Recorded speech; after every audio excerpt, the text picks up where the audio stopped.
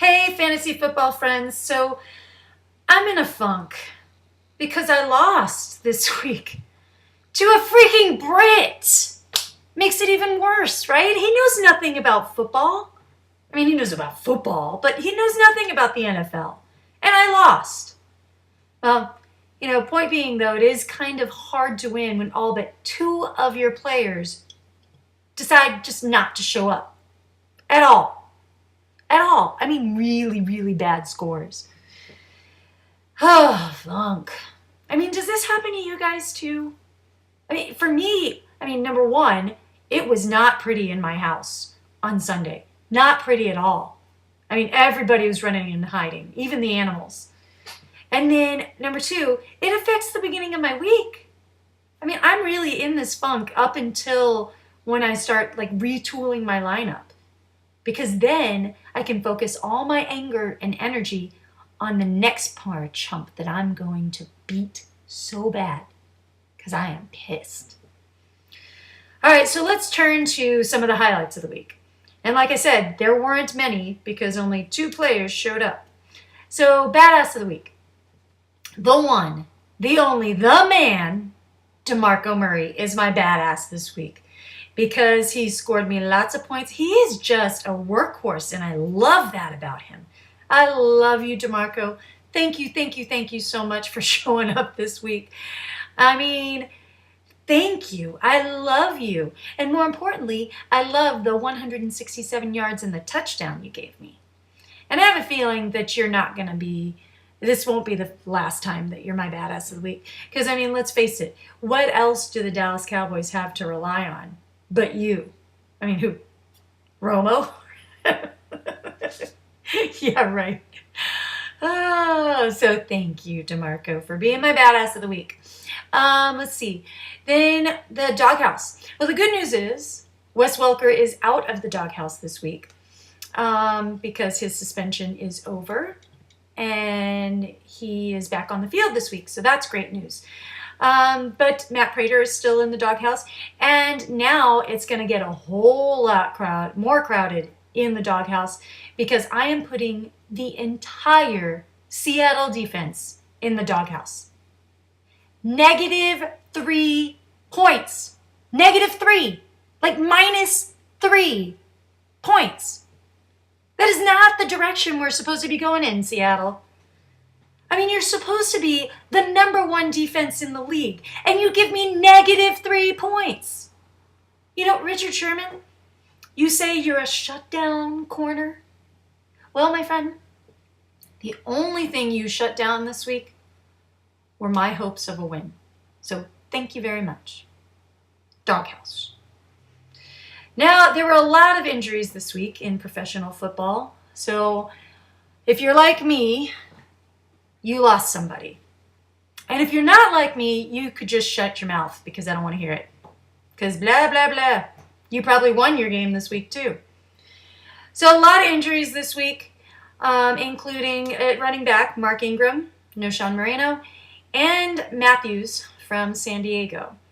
So I lost Knowshon Moreno, but thankfully I have Pierre Thomas on my bench to plug in there, which is great news because they lost Mark Ingram, so I'm expecting more out of Pierre Thomas this week. Another running back you can look at if you lost somebody this week is Kerry Robinson, who is also on the Saints. They're going to be running him a lot. They're back in the Superdome this week, so I think that's great news because they're an 0-2 start, and I think they're really feeling it and going to rack up some points this week. So if you get the chance to get Kerry Robinson, I might pick him up. We lost RG3, which is a big one. So I know a lot of you out there probably already went and grabbed Kirk Cousins, which is great because he looked really good coming into the game and did a great job for the Washington Redskins. Another quarterback you might want to look at that I like the matchup for this week is Tannehill out of Miami because they're playing that KC defense with their really kind of crappy pass defense. So I think Tannehill is going to put up some good numbers this week. He might not be a good long-term replacement, but I think he's a good replacement for the week. And then you can see how he does from now on. And he's put up not bad numbers, 14 and 17 points in weeks 1 and 2 in my league. So I think that he might have a really good week. Then Vernon Davis, the tight end that we lost this week. If you're looking for a tight end, take a look at the tight end from Tennessee, who I actually picked up this week too, Delanie Walker. Delanie Walker, I really like. He's put up some great numbers, 20 points last week, but then a lot of points the first week too. And he's that good, big, tall basketball player type of tight end, and Jake Locker seems to really like him a lot. And then the wide receiver position, we lost AJ Green. And so if you're looking for somebody to plug that spot, I still like my boy Brandon Cooks. You know what? He's small and mighty. He reminds me a lot of Rudy Rudiger from the Rudy. He is, like 5 foot nothing, 100 nothing, but he's got some heart and he plays hard. And the coaches really like him a lot. And more importantly, Drew Brees really likes him a lot. So he'd be a good pickup for you. So that being said, I am starting Drew Brees, DeMarco Murray, Chris Ivory, Pierre Thomas, Reggie Wayne, Brandon Cooks, Rob Gronkowski, Patriots D against Oakland. I like that. Blair Walsh, who only scored 1 point for me last week, but he's got to do better than that this week, right? And then on the bench, I have Wes Welker, Seattle D, because they're playing Denver, and I don't like that matchup. Matt Prater, Noshawn Moreno, and Delanie Walker. But I might put Delanie Walker in for Gronk, and I might actually put Wes Welker in for Chris Ivory in my flex spot. So now I just want to touch briefly on what's going on in the NFL. I know that I'm sitting here talking about fantasy football, and I know that a lot of you out there are actually blackballing the NFL because of everything that's going on. And trust me, I get it.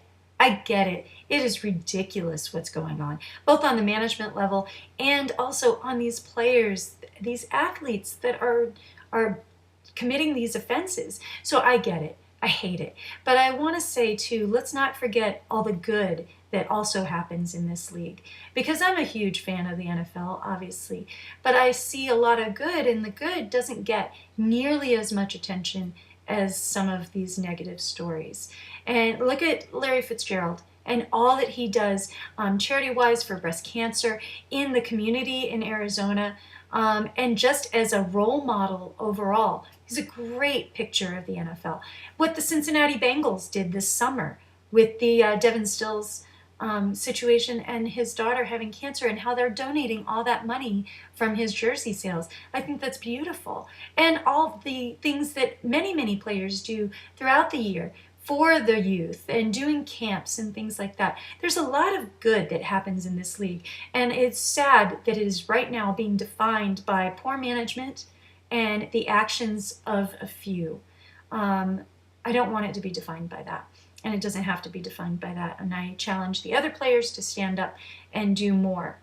That being said, this morning I was having a conversation with my significant other, and we talked about who would be your fantasy commissioner, because obviously we need some changes in management.